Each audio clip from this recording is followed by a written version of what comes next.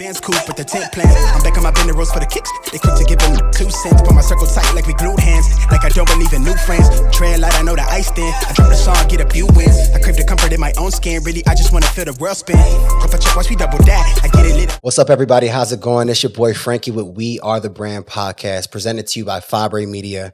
Look, season 2. Hope you've been enjoying all of the things that we've been discussing, all the guests that we've had on the show.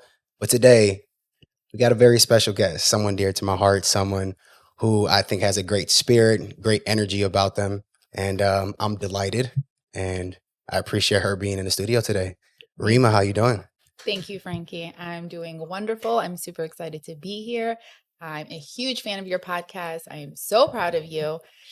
And I really look forward to the conversations we're going to have today. My heart is like in a good way. That's good. No, I appreciate you coming. I mean, I feel like where we're at this particular moment, being able to share this moment, it's just like a series of events that have led up to even to this point to where we're even in a particular state of mind or have a certain presence to us to facilitate, I think, what's going to be very impactful to people viewing and listening. And I'm just excited to see where this goes. I had notes prior to the show, but I feel like we kind of already had like pre-podcast before we even hit record, you know? And I think the topics we were discussing about were like super important, like healing things, like people who I can guarantee you there's people out there who are going through or who have gone through and yet to have experienced healing in that area because it's not exposed or they're afraid to actually dive into those spaces and places. But before we get into all of that, tell people a little bit about yourself. Like, who is Rima? And then we could jump a little bit further from that point. Thank you, Frankie. I despise that question, by the way. Whenever I get interviewed, that's like the number one question people ask me. And you would think I'm professional enough to answer it by now, but it's like, who am I? I'm constantly changing, evolving, growing, becoming, unbecoming. So it's really hard to just pinpoint exactly who I am. I think I'm just a human being going through life the best way that I can. I am a mother of 3. I'm a partner. I'm a business owner to Wild Child Healing. I consider myself a life strategist. And even there, I'm kind of outgrowing that title and becoming something else, or actually unbecoming that and then trying to become something else. Not even trying, just discovering and going through my own journey. Rima's just Rima. Like, it's hard. Like, you can blink an eye and I'm one person, and then blink again and I'll be someone else. So it's hard. You know, even with that being said, I think that's important. That's one of the things I wanted to discuss with you because the topic of reinventing yourself, like the topic of redefining, rediscovering, I think people are afraid of getting into those places and spaces because we're so accustomed to a particular mode that we're in from the lifestyle we created and the relationships that we've built around that almost like glues that identity to what we're used to so often. But then sometimes we get in these places and spaces where whether it's depression, whether it's just you're unhappy, and a lot of times, we project it on everything else and everybody else when really it's just something going on within ourselves that we need to kind of figure out, something that Jim Carrey said, and I'm like definitely paraphrasing it, but he said something where like when you're unhappy, it's your avatar in this game that isn't happy with who it is or something like that. But when I look at you, I see an evolution. I see a metamorphosis. Same. Thank you. I appreciate it because You too. it's just wild. Like, this is our first conversation in a long time. Yes. In a while. So fresh too, by the way, guys. Yeah. So fresh. Yeah. So, man, we could talk about so much, but just to keep it going, tell me a little bit about like what it means to redefine or repurpose who you are, even when people may perceive you in a particular light because for so long you may have been a certain way. And it's not saying there aren't attributes of those things that carry on, but there's such a profound change of who you're becoming and morphing into, that those things and people and mindsets no longer service where you're going or where you're at. What's that journey look like for you? What's that been for you, and how have you come to the place where you are today? Wow, very good question. Whew. Well, for many people, I look like one person. Like, for example, when I did the reality TV show, Bad Girls Club, there's a chunk of people there who look at me, even how you see me right now, and still see that version of myself. Right. I still get attacked and I still get admired for that version of myself. Right. It would get frustrating sometimes because it's like, I don't fully identify with that person anymore. So I just try to hold space for those who see me in that way as best as possible. And then I have different versions of myself. When I worked in the nightlife industry, it's just lots of different identities, I guess. And I still carry them. Like, I still have the juice and the sauce for each personality. Right. I just don't identify with them completely all the time, where I'm just like, I can just throw myself in there because I grew so much. Right. And one of my big things was to always, I think when I started going down my spiritual path, was to make myself more uncomfortable or feel uncomfortable. Like, what is that feeling? Because I was afraid of that feeling. Because like you were saying earlier, like, we're so used to being in our own bubble and living the life that we have, that we don't always evolve or change. Right. And I was so comfortable being that person. Even after I changed so many different times, I've changed, but like, I was just like, I'm scared. I'm scared to change. I'm scared to feel uncomfortable. I'm scared of failing. Right. So, and what would I do? I'd rather just stay where I'm at and try to be successful at where I'm at, and just like don't mess with it too much. But in reality, I was always unhappy in that life and having that lifestyle, because I wasn't really following what my spirit and my soul is like screaming out for. Well, technically our soul and spirit doesn't scream at us, but it's longing for something, that yearning, deeper. Yeah. And more passion and more realness, and just like stop with the surface shallow stuff. And I would put myself in positions where I was uncomfortable, and I kind of played with it in a sense. I'm like, oh, I have nothing to lose. So I would do things like at my job, ask for more money, see what the response would be. Yes or no. Okay, if I did get more money, then yeah, I would stay or whatever, or I would leave, because that decision was made for me now.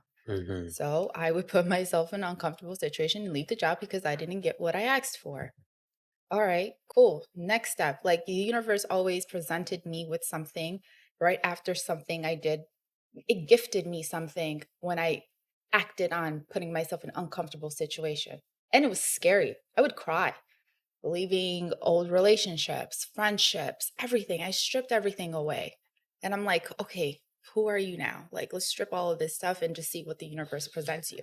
Right. The minute I did that, a shift happens. I think that was my biggest, where I really evolved.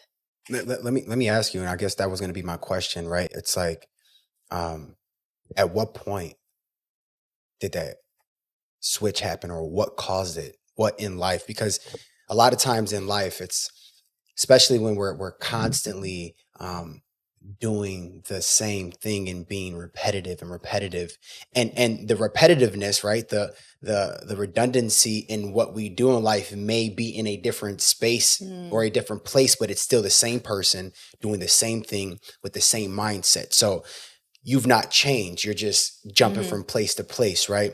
But at what point was that change recognized for you that it had to come from inside, right? Because you mentioned the outside, the surface, right? We could put on a show all day long, right? But if we don't deal with what's happening inside, at the end of the day, we're not going to get to where we truly want to get to, because it doesn't line up with this perception of what outside is supposed to look like. So at like what point, or what was the pinnacle moment within yourself where you're like, yo, you know what, Rima, something's got to change? Like, what was that for you? I think it was just me being sick of my own shit. And at that time, I was really sick of my own shit. And it was just like I was complaining and crying about being surrounded by morons and just like, like it's almost like look at the man in the mirror type of shit. Like at the end of the day, I had to hold myself accountable. I had to be responsible for my own life. There was no one else I could blame for. Like I was always doing this blame game. At the end of the day, I make my own choices. We are the creators of our own reality. Right. And what we want to do with our lives is up to us. And it could be something like, it was mind-boggling. For example, I lend you this cup and I trust you, take the cup, whatever, you end up breaking it. And normally that person would blame you for that. Right. But technically it's my responsibility. Not saying you should do self-blaming, but just hold yourself accountable. I had a hard time with that before because I had so many people to blame. I had so many people in my life who I thought, well, not even thought, people loved me.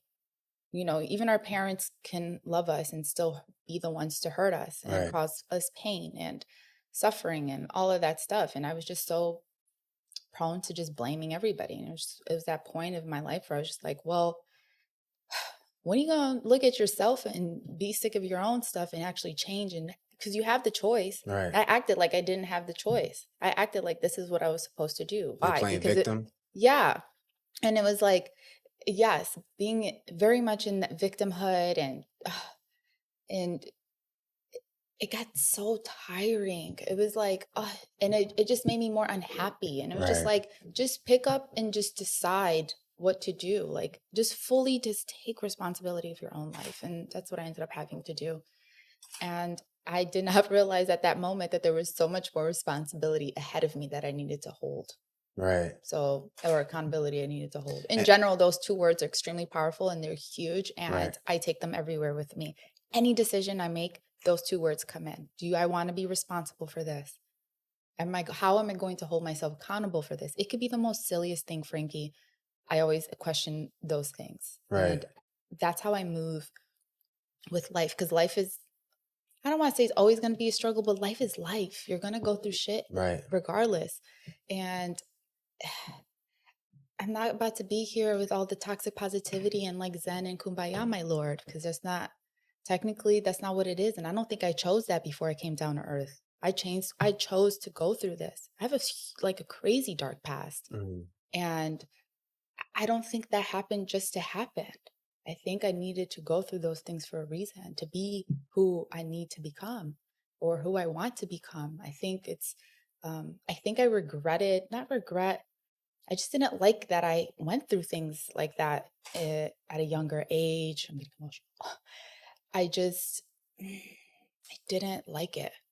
And as I got older and I went down my path and I still go down my journeys and I start to love those dark things that I went through because it shaped me who I am. I wouldn't be here. I wouldn't be who I am. And there's so many good things about myself that I took for granted or I never paid attention to because I was just so focused. Like, why didn't I have a good life? Or why did I have to be traumatized? And why do I have to have these toxic traits about myself that I got when I was younger and I have to carry them on? And now they're, bleeding through my relationships with people or anything. Like, no, because bitch, you chose it for a reason. So come on and hold yourself accountable for the life that you chose. Right. Spirit self or human self, whatever it is. And just go through the flow of life. So what did that look like, right? Some of the things that you're talking about has a lot to do with that moment of self-reflection, right? Self-reflecting internally, talking about your past and revisiting your past to where you're no longer ashamed of it because it now paved the way to where you're at today. And clearly you're in a more happy place today than maybe you used to be or once have been. So therefore this journey must have led you to this place in a way that you didn't once recognize was a beautiful catastrophe in a way, right? Beautiful chaos. Beautiful chaos, right? Chaotic moments, but birthing beautiful, beautiful things. So with that, like, what are some of the things that you for yourself, like, how did you deal with going to your past and actually acknowledging what those things were? And the reason why I say that, and maybe I'll let you answer the question first. No, tell me the reason. Well, the reason why I'm saying that is because for me, I have just even recently, right? I've recognized a trauma that I've had in my life that I didn't realize I had. And recognizing that trauma helped me realize why I was dealing with women the way that I was dealing with women. Right? For me, and a lot of people have this, but like I didn't recognize that I had like abandonment trauma. Like starting like with my father, right? With my father not really being there in my life as a child. And then, and this is me just laying it all out. And then like, my mom sending me to my father in Florida.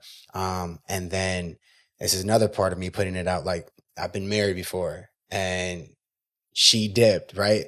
So it's like all these things in relationships but it's built up to a certain point where I was just recognizing, I'm like,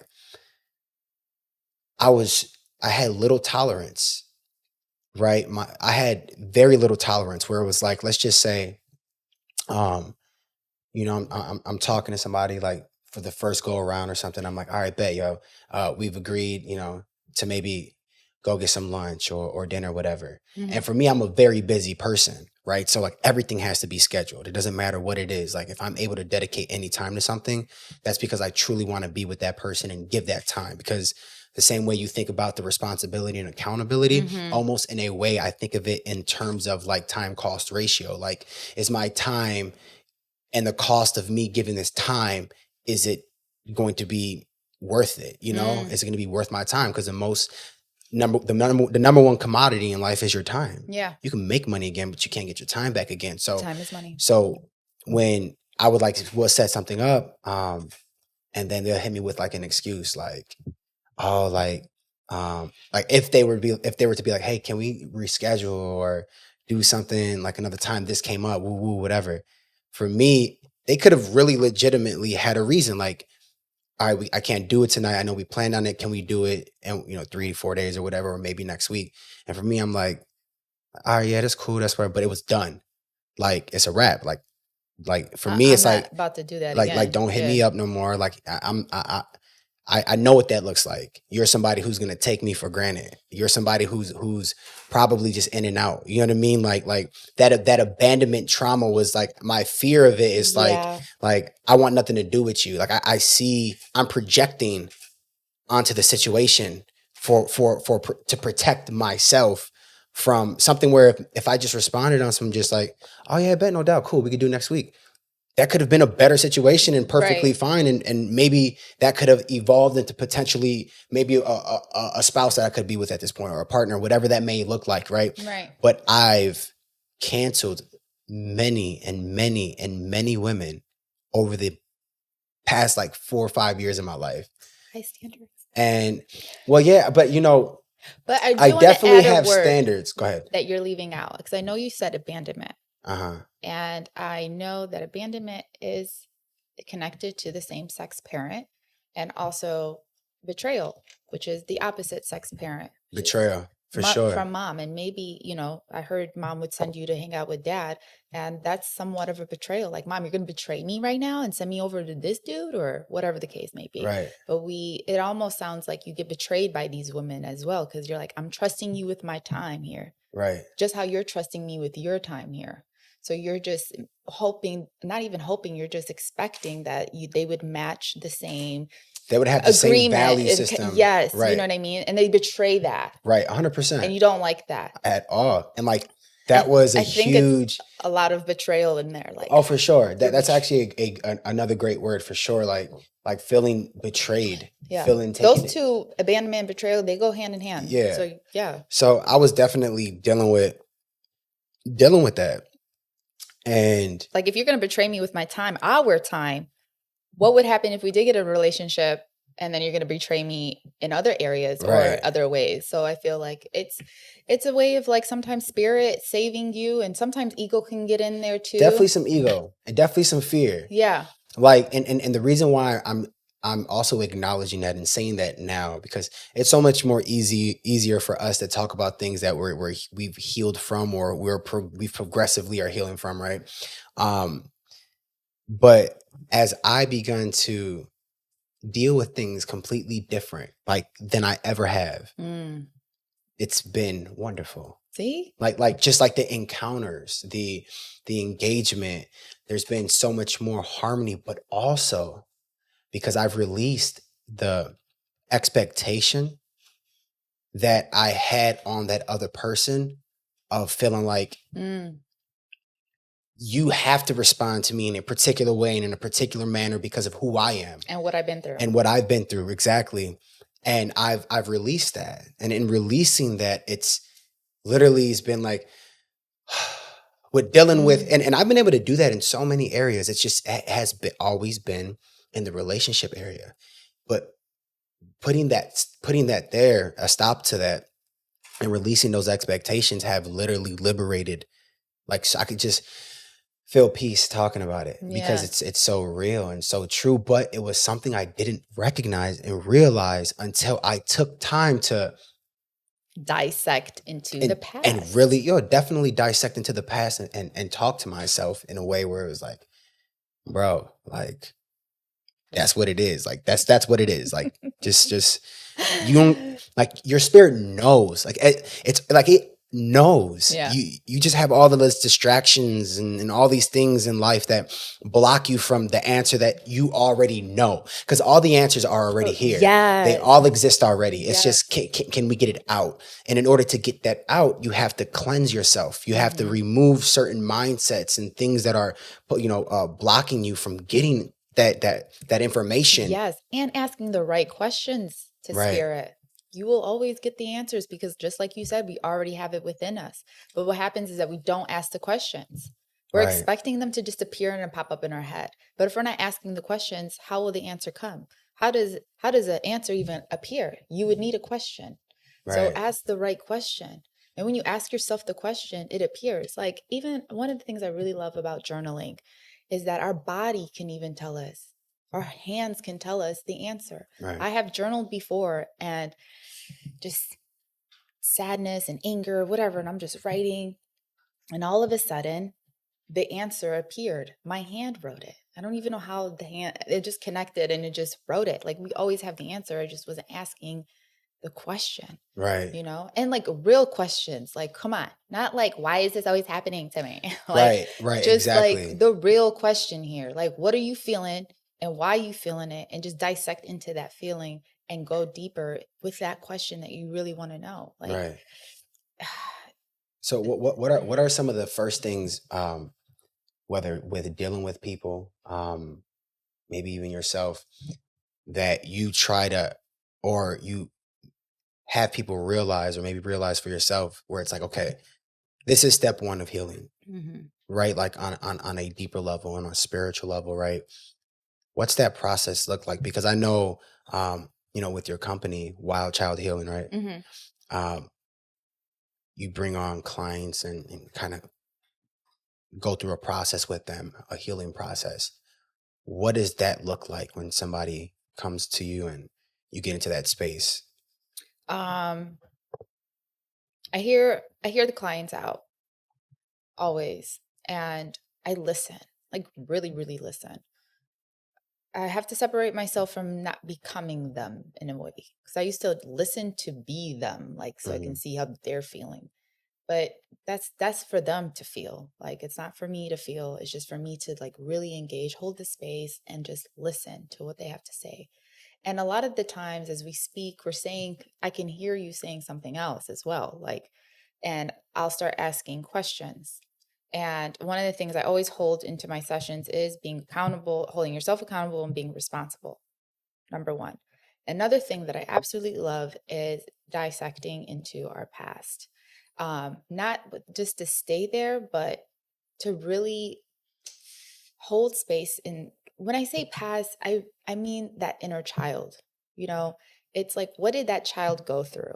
Like he or she still lives within you, and they still have the answers, and they're screaming and crying. They're kind of spilling out their traumas and their fears and all of this throughout your life, work, relationships, whatever. And if we don't go into that past or inner child, it gets neglected, and it's still feeling those feelings, and it's just going to become bigger and bigger. And as we get older, we won't have the amount of energy to stuff that child down and be quiet, or you know what I mean? So we must hold space.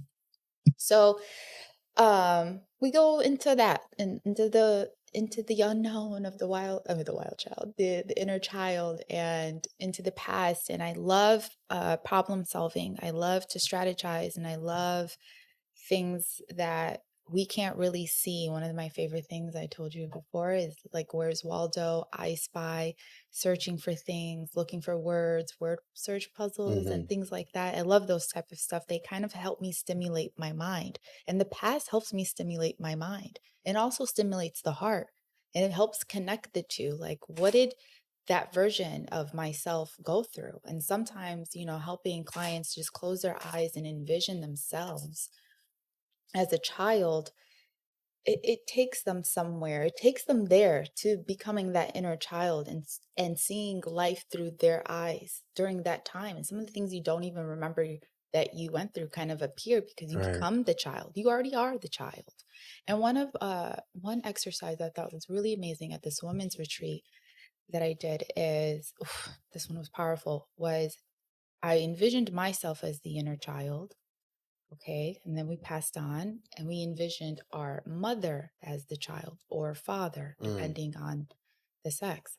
And I think seeing my mother as a child, and we had to envision them sad and scared, like frightened, like just a total mess. And it gave me so much love, compassion. I wanted to, keep that child safe. And that's my mom, And when you hold a lot of anger sometimes at people, if you just close your eyes and envision them as children, you I get emotional talking about children. You envision them, or you just have them, you have more love, and you hold more space for them, and you want to make sure that they're safe no matter what they did.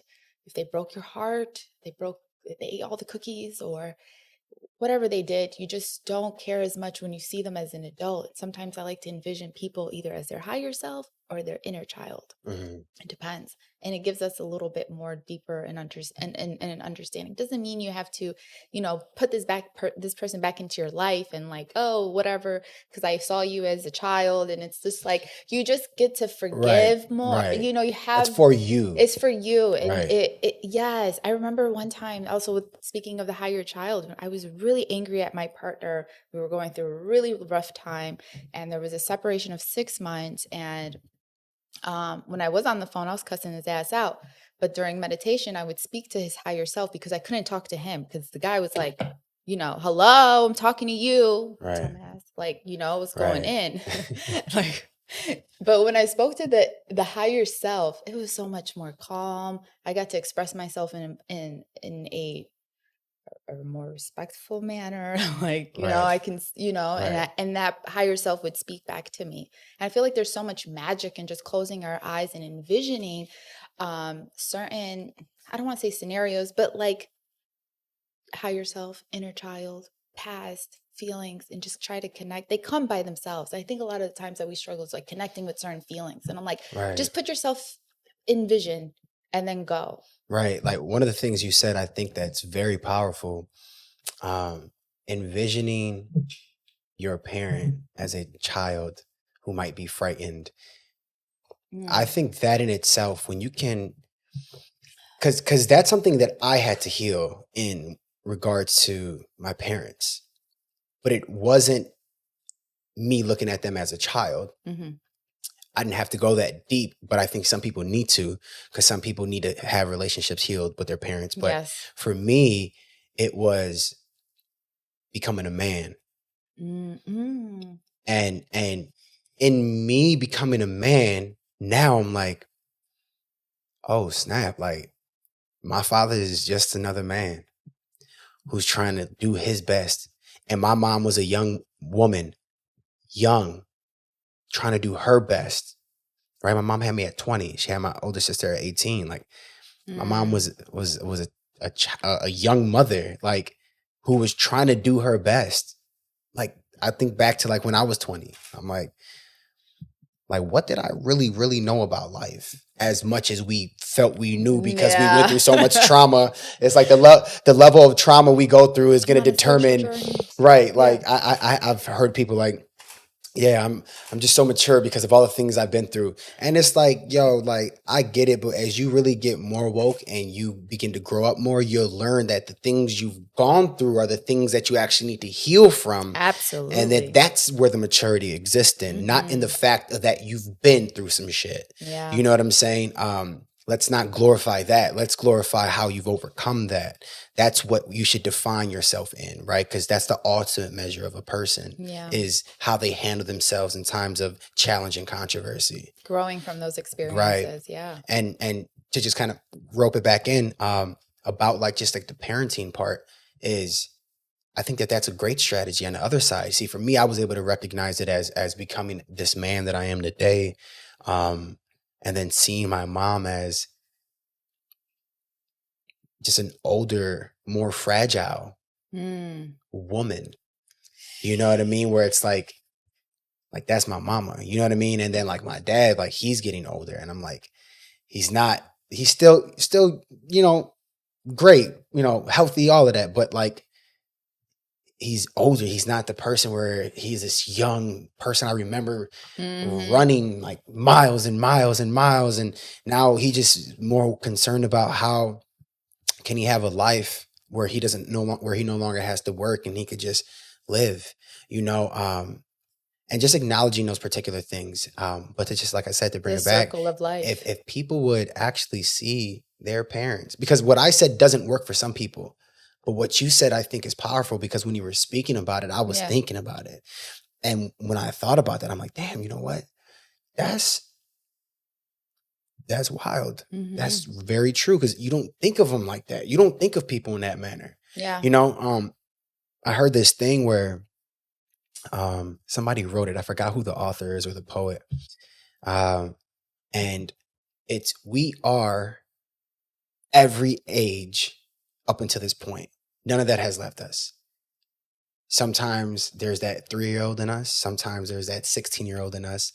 Sometimes there's that 20-year-old in us. Sometimes there's that 30-year-old in us, whatever that might be. And one of the things that was said in this piece that was written is that it's like when you're 27 and turn 28, that day you turn 28, you don't feel 28. You were just 27. Right. What has really changed? And so it's like the evolution is something internal, and you're still evolving, because if we're still healing from stuff that may have happened at 5, that means then that 5-year-old still exists. And we are those things, you know, sporadically through life, depending on how healed we are and depending on what we're going through and who we're dealing with.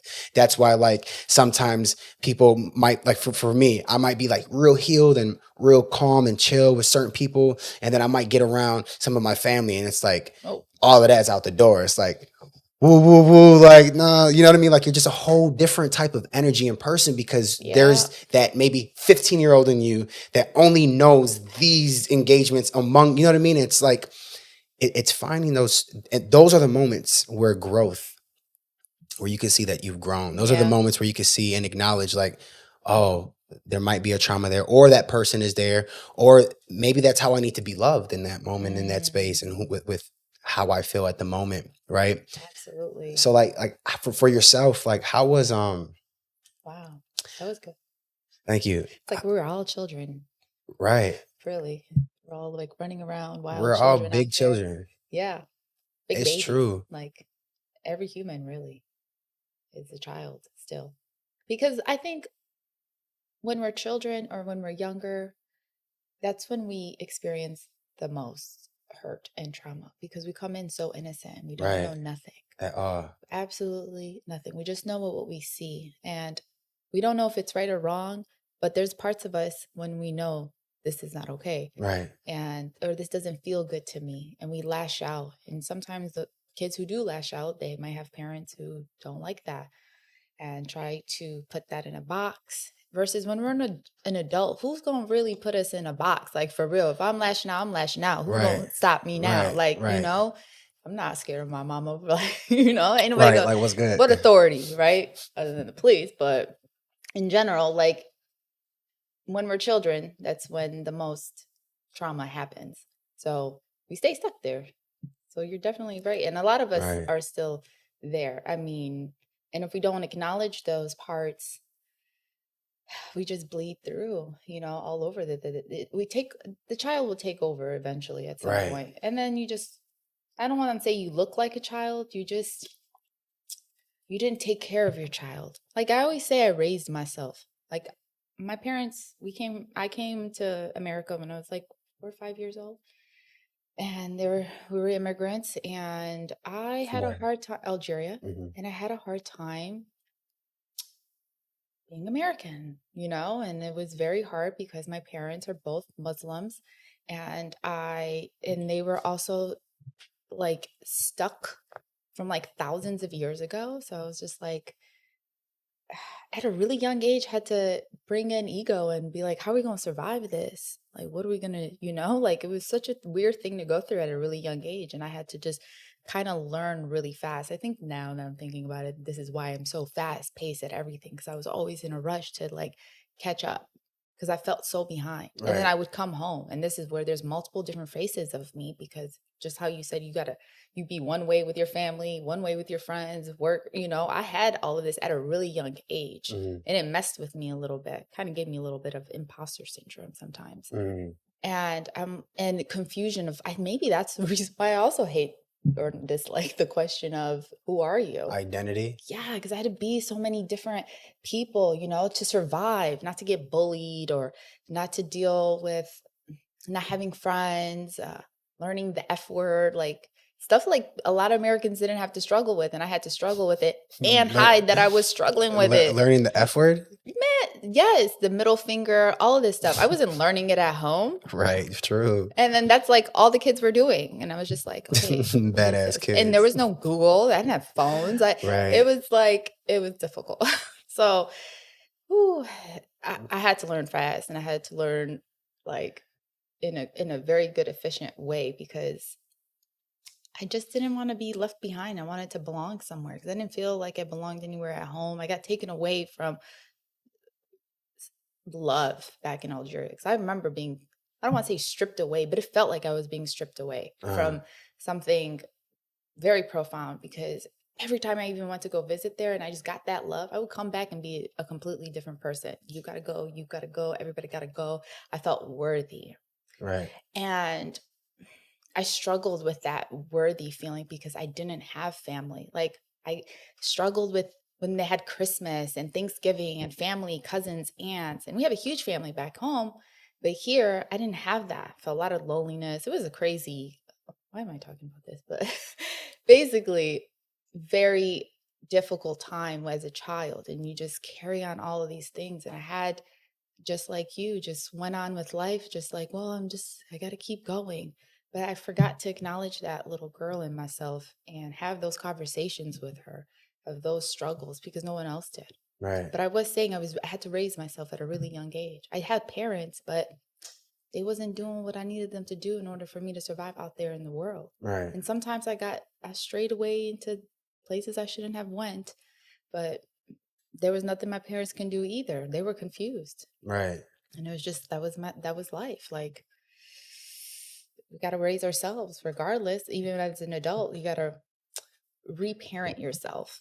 Definitely. Refiguring things out. Yeah. There's a book called Parent Consciousness.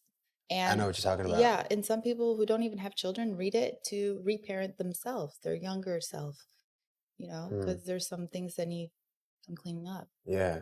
No, that's real. It's interesting to me. I love this stuff, though. It's like, what kind of books are you reading right now? Everything. Don't talk to me about books. One book that I want to recommend, actually, one of my favorite books, It's how to heal your wounds and find your true self. And I think you love this book because you brought up abandonment and that you knew that it was connected to your father. And I believe abandonment has something to do with same sex. And this book is really nice because it has 5 different wounds. And in each chapter, it shows you a body type. And it also explains these type of wounds that this person will have just from having saggy boobs. You can tell that there's something going on with the heart, stomach, or very built, or really skinny, like all of these different body, like our emotions get trapped into our body, and then like they form, like even women who've had breast implants, it you will see that breast implant didn't do really much because that wound hasn't been healed. So they will eventually sag. These things affect the body physically. Yes, and they explain where you get them from, like from siblings or like your parents, and like why. And I love when I finished this book, it was in Spain, and it was during the pandemic, and what did I do? Oh, they had a workshop. And I did it. Such a random workshop. Like it's like you didn't find it on social media. There's like, I don't think you can even find it on social media. It's just like this workshop. Went online, booked it, did it. It was like a bunch of people in there. It was a 4-hour class for a whole week. And this really, they dove into responsibility and holding yourself accountable. And they did these weird exercises and they tricked us. It was so weird. It was like, oh, why would you be mad, or like write who you're upset with, or like something, like I would probably write my mom or my brother or something. I don't know, anything. And then they flipped it on us. Like it was not our fault, but it was on us. And that messed me up like a lot, because every time I try to like put something on someone or say something about someone, I'm like, that's me though. Like there was a weird, I can't even explain, but that workshop is crazy. It was just like, it's like your projections. Yes. Is it you like projecting? Because they would be at fault for it, but it's really on you. Like it's kind of like projections, but not. It was like something that, like, just fully being responsible. It's your shit. That happened to, even if somebody did it, it's still your shit. Like it was just really branded on like, this is mine. I can't do nothing. Like it was just like he would make us eat our words. Right. It was crazy. I loved that class. It was like insane. It was like, wow, I really had. And she has a whole bunch of books. She has one on ego, how to listen to your body. That one's really good. That's something that I'm trying to get into now, is really listening to my body and what it's saying. I've done it, but not as deep as I want to go. I think I've neglected my body for a really long time. So I've really been really focused on why, like, for example, right now, I have a hard time lifting my right shoulder. Right side is the feminine side, and my left shoulder. So left is feminine, right is masculine, and then kind of just really breathing into what I'm feeling. If it's a stomach ache, my back. I'm pretty sure you know about this because you're getting into like what you eat and the foods, how it even navigates the gut. And I don't even believe that's the second brain. I feel like that's the first brain. That's the second brain. But like it's speaking to us, and I feel like I've avoided it for a really long time. And I just want to go a little bit more deeper with it. And I think I haven't fully dove in completely because there is some fear in it, like what it might say to me. Right. Because I've done not some nice things. Well, with myself. I mean, I think we all have, right? We all do. We just get better and better with not, involving ourselves with those particular things. But just to even talk about food, like for me, especially more recent in my life, eating food has become more of a spiritual thing for me.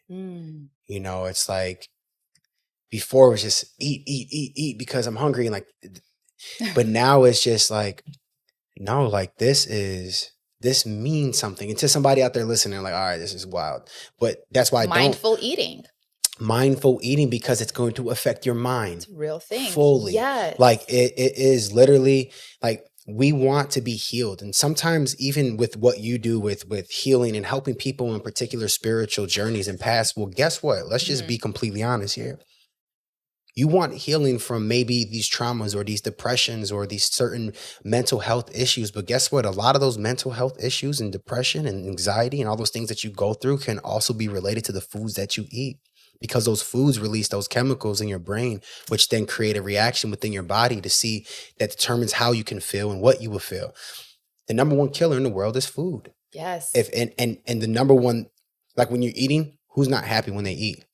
There is an emotion there. There's something connected to what we eat. And Hangry.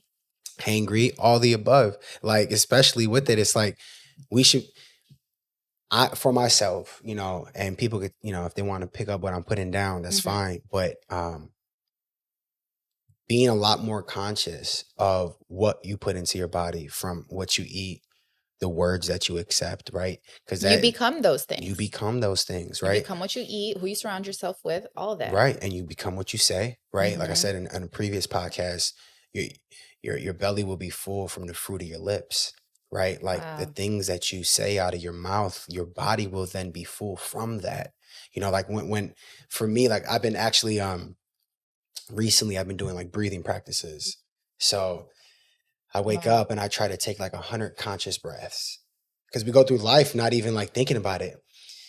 You made me want to breathe, just like right, because you weren't even thinking about it, and now you're thinking about it.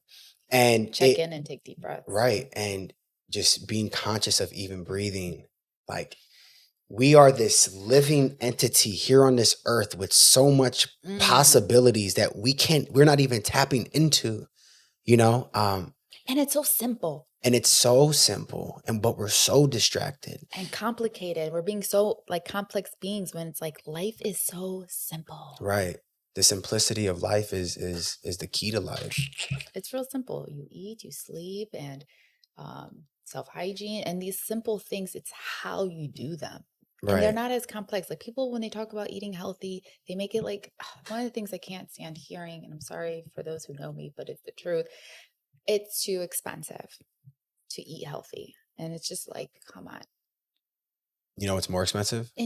What's more expensive? That doctor bill that you got to pay when you go to the hospital. Absolutely. That's what it's there for. Right. Right. It's intentional. FDA, pharmaceutical drugs. I mean, hopefully this video don't get banned on YouTube saying things like that, or shadow banned, but pharmaceutical drugs. Just put yourself some slices of tomato, a little salt and pepper. You can put it on some toast. That is not expensive. A little bit of cream cheese if you must. Oh, well, I must tell you, see, now, if we're going to talk about food, look, I'm just saying. Let's do it. Well, I mean, I would even say like what you recommended, I wouldn't eat. I wouldn't recommend people to eat that. Well, tell the people. They want to know. Teach me the way. Well, no, I mean, I definitely don't do dairy. Okay. So here's the thing. I grew up eating think about this. And it's definitely more of like people in our age group where we got hit the hardest. I feel like, like the late 80s, early 90s kids, we got hit the hardest. Remember, there was no social media. It wasn't all of this stuff where information was so accessible. We got hit with so many commercials. Let me get the fruit roll-ups. Let me get the TV dinners. Let me get the fast food. Fast food blew up like crazy. Like, we fed ourselves literally processed food. We didn't even have Whole Foods. Right. It's just stuff like you had like little shops that were conscious of the holistic ways of things. And it was always like a little, you know what I'm saying? Like little raggedy. Little farm people like, hey, and we're like. Yeah, like, y'all weird, And that literally was a stigma that came with that, when in reality, that way was the way, right? That's the way to a whole new level of consciousness. And so I had to beg for those things, by the way. I just had to throw that in there. My parents being immigrants and stuff like that, and we had to cook home all the time. I was jealous of everybody else. I'm like, I want McDonald's. Right. I had to cry for it. Like, these Mickey Oreos. D's, I didn't try Wendy's until I got to high school. I was mad. That's right. But what's crazy is that was us. Kids now, like, and younger people now who are younger than us, like, they get the advantage and the benefit of living in a world or in a society now to where you have the ability to really, if you want to change the way you eat, there's accessibility, at least for more in the major cities, right? Yeah. Like here in Chicago, that's why I like certain neighborhoods in Chicago, no matter how bougie those areas are, they fit my eating lifestyle. it's not hard. And then for the most part, I'll whip it up in the kitchen. I'm a chef, you know what I mean? Like for We myself, know, yes. I know what I want to eat.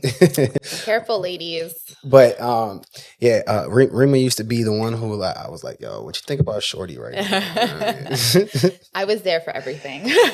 Not all of it, just everything. Right. That's a whole nother conversation. It's Yeah. crazy. You brought up some stuff that we're not even going to talk about. She knows something about He doesn't me. want to talk about it, but We're definitely going to talk about it.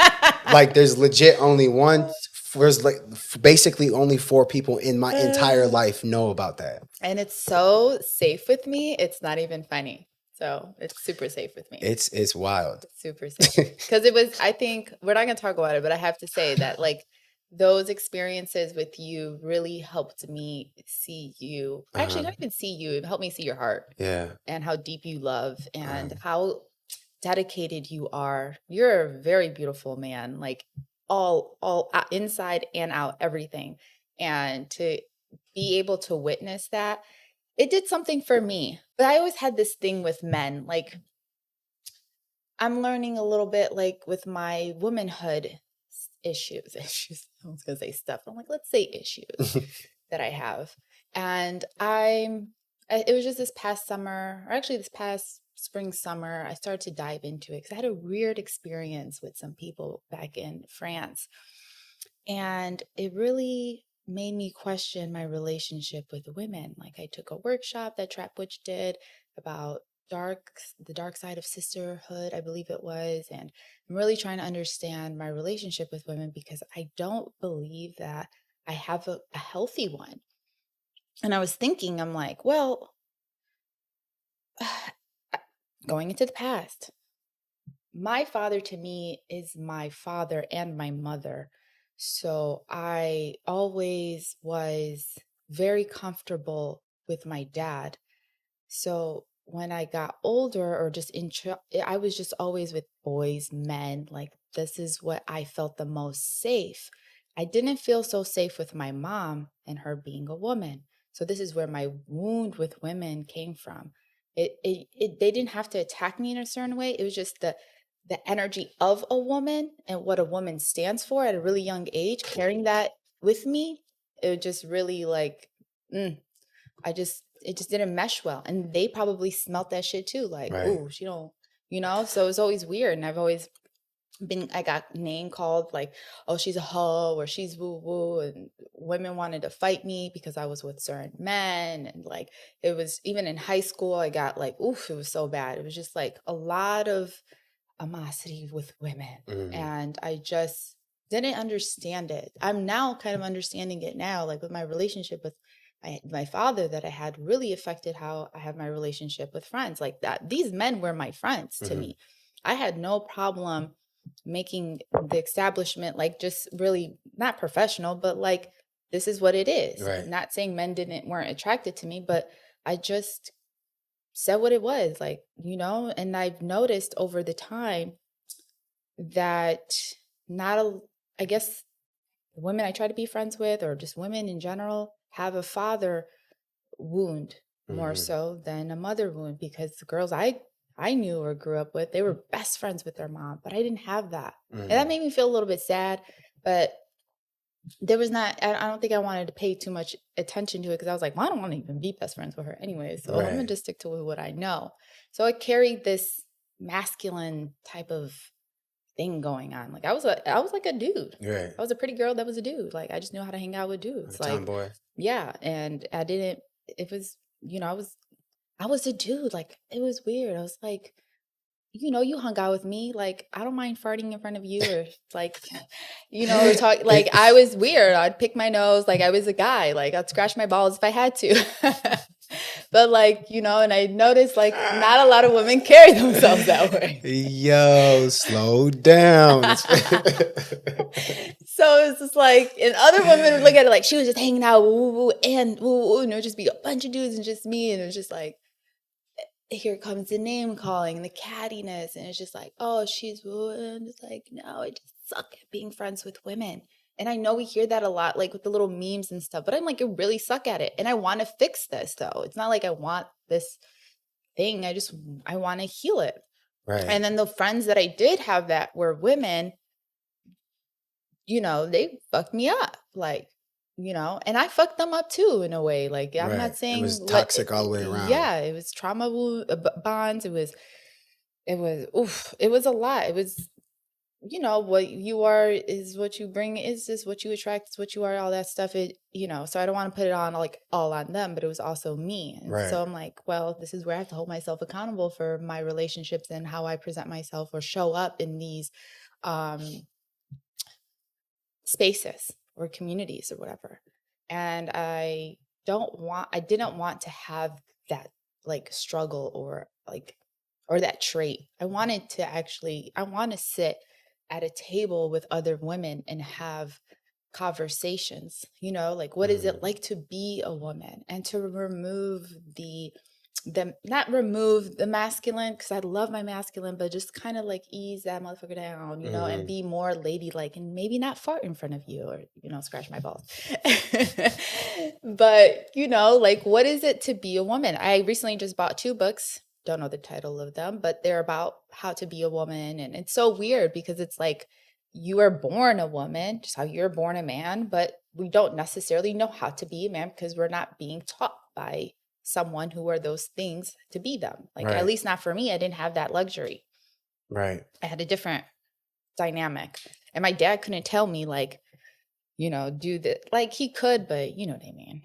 One thing I do want to ask you is when it comes to just, are there any versions of you that are no longer you that you would like to lay to rest, or maybe even publicly announce who you are today? Like, is there, so that way it's nothing's mistaken. It's like, this is what it is. Like, you guys got to know what it is. Like, is there a certain part of you? Because like for me, there's a certain Frankie that's like that.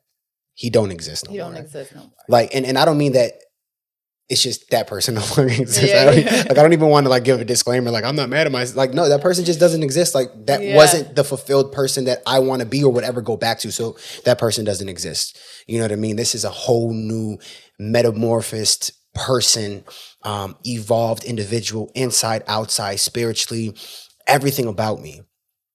And honestly, we are scientifically, biologically, we are new people, a slightly new person every day we wake up. I was just about to tell you, from yesterday and on. Right. I was not that person. Right. Like, and I might walk out here today and tomorrow, a whole new person. Something might happen that might just shift my perspective and shift my whole being. Right. And then you'll see me tomorrow and you'll be like, what happened? Who are you? Who is that? Yeah. You good? I was just talking to you. Yeah, not that person anymore. So who are you with that? Like, what have you left behind? Who are you no longer? Such a beautiful question. This is why I like Frankie. I love you so much. I love you Best too. questions.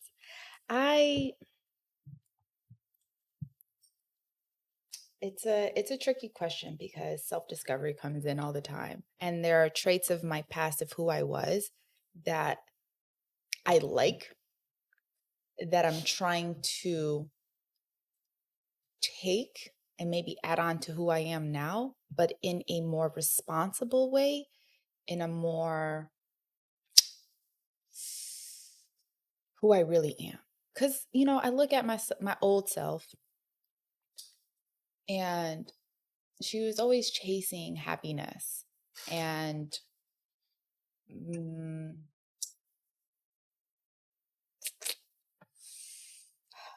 many emotions come up when I think of my old self. And I know for a fact, Bad Girls Club and behind, it's not me. Right. I don't even know if I was actually me. I was definitely outside of my body throughout the whole show. I don't think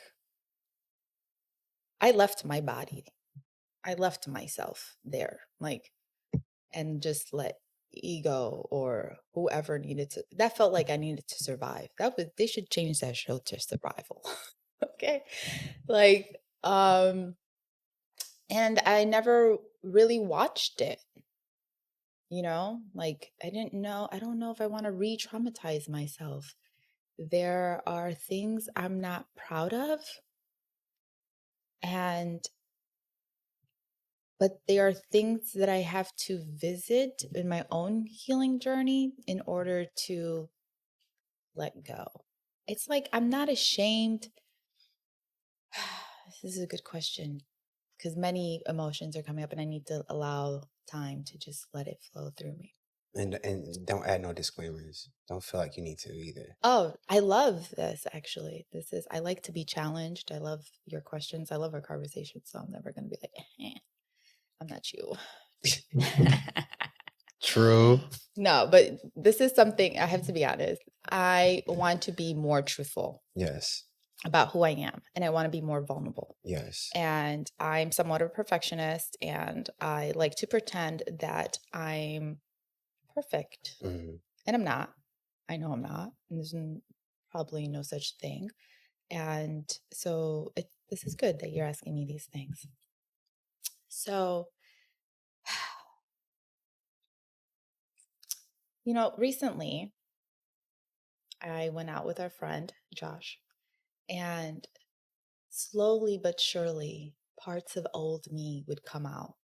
And I would say that's the juice and the sauce that's still in there. You know what I mean? Mm-hmm. Like I'm still like fun, wild, free me. I never like to feel, so there's these parts of me, I guess we can say ego. Mm-hmm. And I opened the door and let her run free. This is your time to do what you want to do. Mm-hmm. And then, you got to sit back down because before it was my ego who was taking charge and driving and doing whatever the fuck you want to do. Mm-hmm. So I feel like, man, there are parts of me that I want to say ain't me, but then there are parts of me that's still me that I don't mind bringing out. Mm-hmm. Like the shadow work. Mm-hmm. It's one thing I'm into. And I learned in the documentary, I don't know if you ever watched it, but it's called The Shadow Effect. Mm-hmm. No. I don't think so. It's good. It's on Gaia. And I was learning about the shadow side of ourselves, how we present ourselves to the people, whatever, and then things that we hide or whatever, who we truly are, or I don't know, whatever, the dark side. And I don't like to not like that side of me. I like to bring that side out of me, Mm-hmm. even though she was a sloppy motherfucker.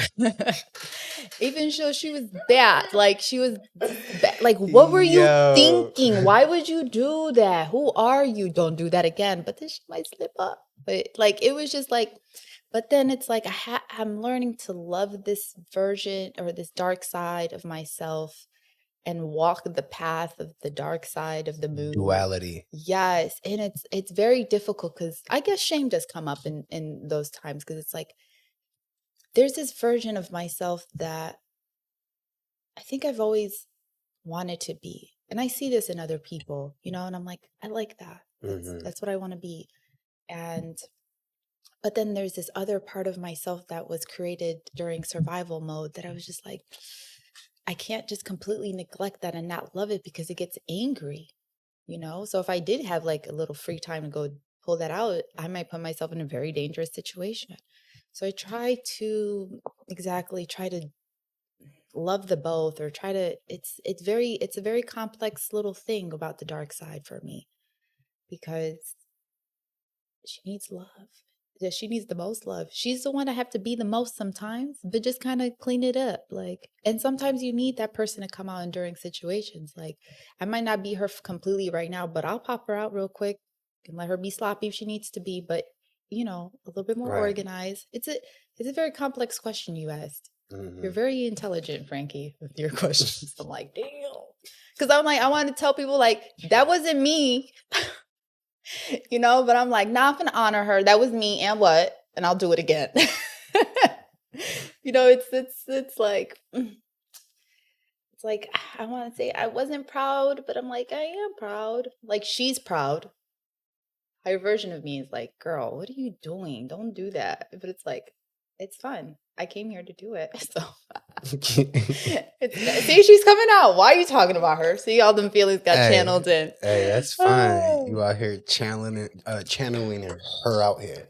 Nah, Did I answer your question though? It kind of does and doesn't, but then I could read between the lines with what you're saying. Tell me how you would answer that question. So is And maybe I there, need an example. well, all right, here's an example. I think you answered it. Not, I don't think you answered it. You answered it. Okay. What I feel needs to happen is now taking what you said and then maybe kind of like me reinterpret what you're Please do. saying. Is that, and the way I can do that is by connecting with something within myself. You know me the best. I know I you. have special needs. I I can't say too much on that statement because they might ban me because oh, you think that's funny. So there was a version of myself, Mhm. right? I've gone, especially in the spiritual place and in the religious space. There was a season in my life where I was very, very, very radical, like a radical Christian, Oh, like I think I know about this guy. like super, super radical. And that person that I was being, right? There are a lot of things of that individual that till today shows itself. But then there are so many things of that person that no longer resonate with who I am. It's almost like I got it's almost like when countries used to trade, right? This person would go to that country because they had a certain element or resource that they can get from that space, and when that resource was obtained, they no longer needed to be there anymore. It's like this journey in life that we go through, and these different individuals we become is to almost source something in that time period for us to then take on this journey to wherever we're going, right? Wow. And I just saw you as that version that you just like he just appeared. And it's almost like I've seen you before, which I'll talk to you probably after the podcast, of where you've been when you were that Frankie, because I feel like I just saw that Frankie for a second. Oh yeah, Like he was there for a moment, yeah, but he's just gone. in and out, No. in and out. Or In he's and there now. No, he's not there. When you were speaking about him, Right, he appeared right, in here in physical, like I seen, like in your eyes, like I right. can see that version of Frankie that you're talking about, which made me look into myself. I'm like, do I have that version of myself the way Frankie does? And Right. I do when people see me and they're like, Exactly. oh, so yeah. And that's how I feel that I was able to articulate what it is that you were telling me. So this is my reflection off of what you were saying, is that person, I'm not ashamed of who that person was, Right. by any means. Okay. But I'm no longer that particular person. But there are things that do show up from that person that I don't push away. Mm-hmm. I let him come out. Yeah. I let that individual, because that was real to me. That wasn't a moment with, maybe all of it that happened wasn't real to me. Yeah. But that 10% that is showing up right now was a real moment, was a defining moment in my life. And so therefore I can greet that without shame. Right. And also not being in shame of who I once was, just because those people who were connected to who I once was still hold me to that perception of what that life is. Ooh. You know what I'm saying? Yeah. It's like, now, not only do I'm not I'm not ashamed because I'm no longer that to you. Mm-hmm. And I'm also not ashamed because I'm something else to somebody else. You know what I'm saying? It's like, I am this evolved person, and I am this, what I would like to say, a better version of myself. Right. And that's why I initially wanted to ask you that question. And you're the judge of that. Absolutely. You're the judge of what's better, because people look at you and be like, but that's not better. I'm like, or whatever. But I would say when I heard you speak it, I relate now, like my answer is much more clear. I would say probably when I was on reality TV, that part, because, you know, people come up to me even still and remember. Like, how do you remember? That's many years ago. You know, I'd never seen that show. Good. I know. Pretty good, but I've never seen that show. I feel like young children mostly were watching it. It makes me really sad that that's what they were doing, because they'd be young kids, and people love me for it. And I always try to understand why. I know a lot of the things is like, oh, you're really strong, strength. I heard this a million times. Strength, the strength that I had on there. And that's something I don't want to take away from. But I don't always want to be strong. Like, there was something like, oh, God, give me strength. It's like, fuck strength. the more you ask for strength, the more situations you're gonna put you into gain more strength. Right. You know what I mean? So it's just like, ugh, I had to learn from that. But I think Bad Girls Club and that reality TV show itself does not, like, you can, like, we would stand that Rima and then this Rima standing next to each other. Two completely different It's Rimas. two completely different. It'd be like a whole new identity. Call her Suzanne. I don't know. It'd just be completely different. And then people to come up or even message me or still talk about it because they put it on Hulu not too long ago. Oh, get out of here. Yes. And I got like... Now I'm going to watch it. Okay. Rush. Good Lord. Then we really... This is the second episode. This will be on the next podcast. So I watched your TV show because like I knew about it. I knew all about it. I just never even just personally watched a lot of reality TV shows. And you know who I met you through? Do you remember who I met you through? See if you remember that. Since you remember everything. Do you know who I met you through?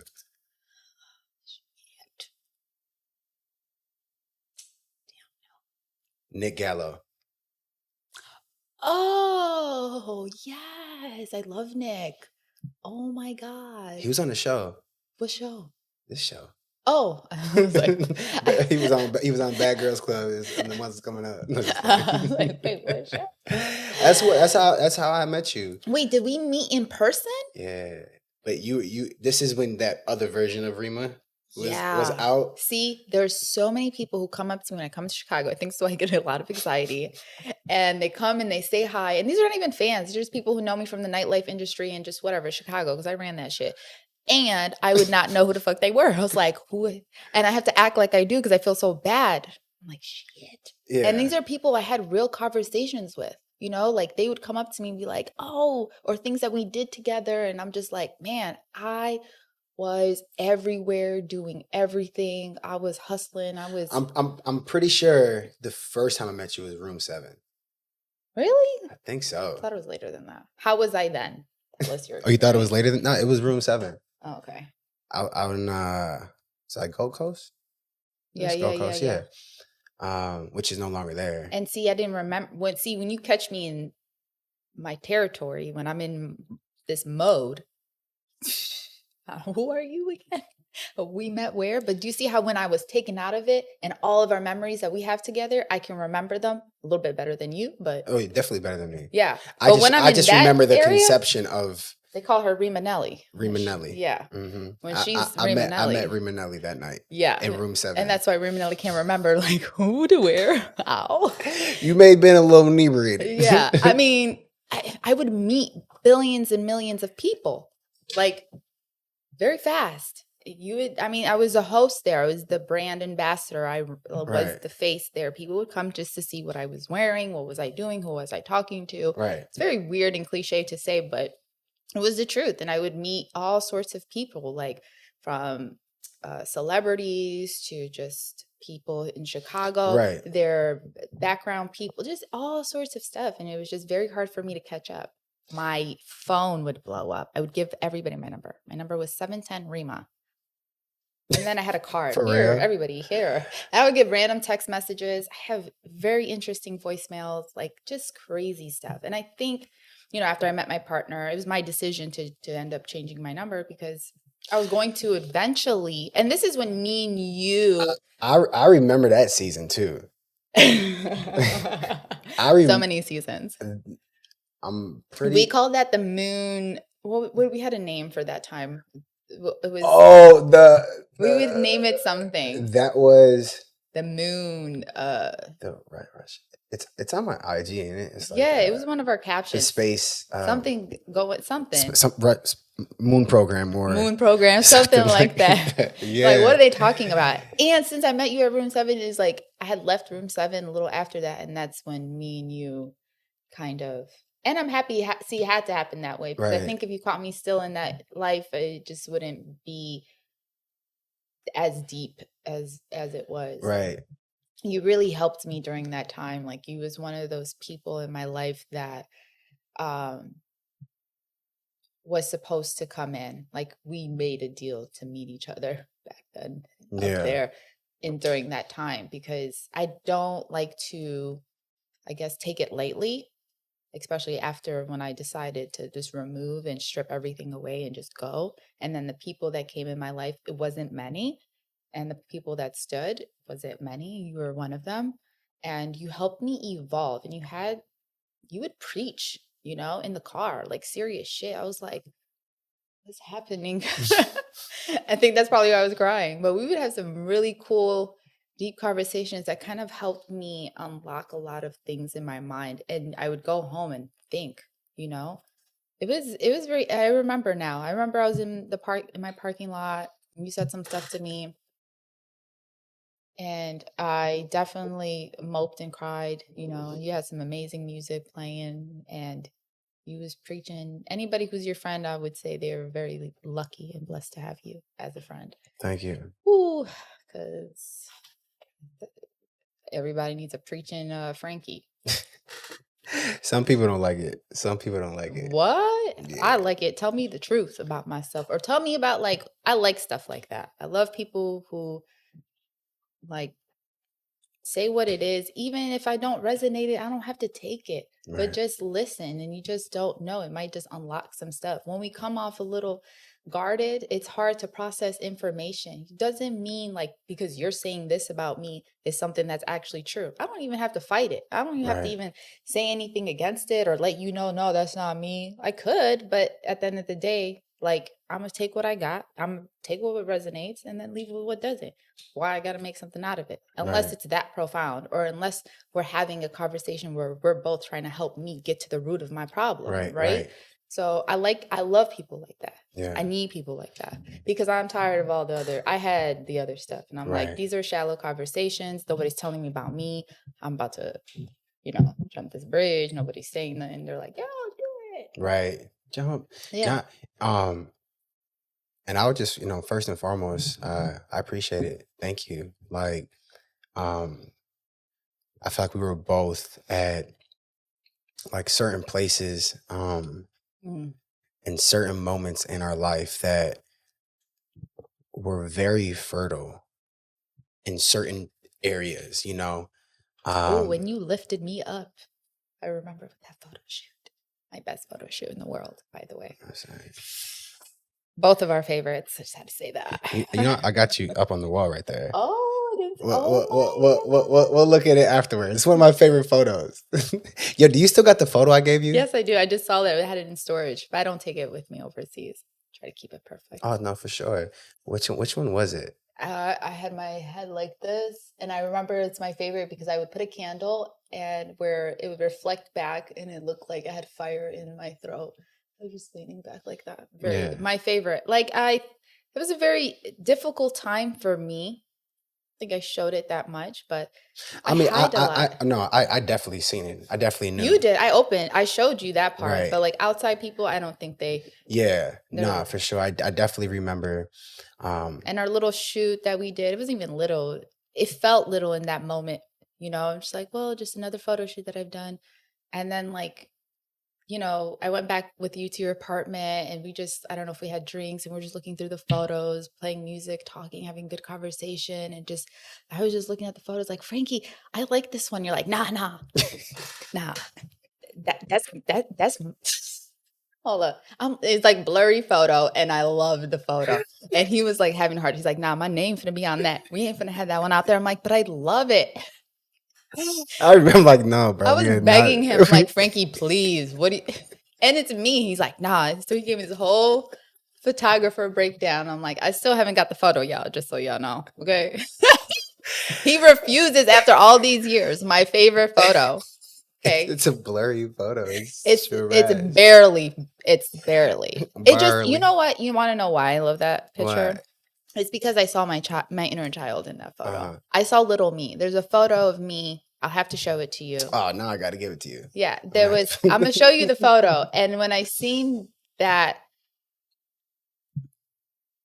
picture, I saw little me. I hate you.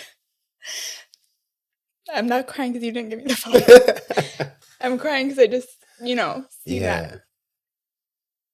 It made me realize when we were doing that photo shoot, I had came out in that moment. But I'm just realizing it now. So I wasn't holding a grudge, everyone. But see, I love that you do photography because you capture these moments. And I think in that particular photo shoot, you captured so much of me in different versions of me. And you were very creative. And I love someone who's creative. It wasn't basic. It wasn't those, the backdrop, whatever thing in the background. And it wasn't those like, it was just not something that I'm used to doing. Like you captured my beauty, my essence, and something I'm not used to seeing. It was like sexy, but it was not that type of sexy. It was something else. It was playful. There was so much to it. And I just would always love that time. Yeah, me too. It was a good time. It was, and we tried to recreate it, isn't it? Downstairs with the alien. Yo. Oh, we had so much fun. That was fun. That was fun. That was fun. It was just not that time. And that was our very first photo shoot. Oh, I think we didn't go back home right away. We went to the fest and and you got to meet my old algebra teacher. Random as hell. Random, but I would go. Oh, you remember when I had that clothing line? You showed up. Yes, and I took the picture. I remember the red shirt. I still got that photo somewhere. I have it too. Yeah, somewhere. Don't worry. Well, look, we're in this already about an hour and a half in. So yeah, he finally made me cry. So I won. So we're good. Don't worry. Make him cry after camera. That's messed up. That wasn't my intentions. But it was a good cry. A very happy cry. I didn't know that. Now I'm really gonna get you that photo. But yeah, that's now I feel like accountable for. You heard him? Okay. It's recorded. But yeah, so I just want to say thank you. I appreciate you coming on the show. Thank you for having me.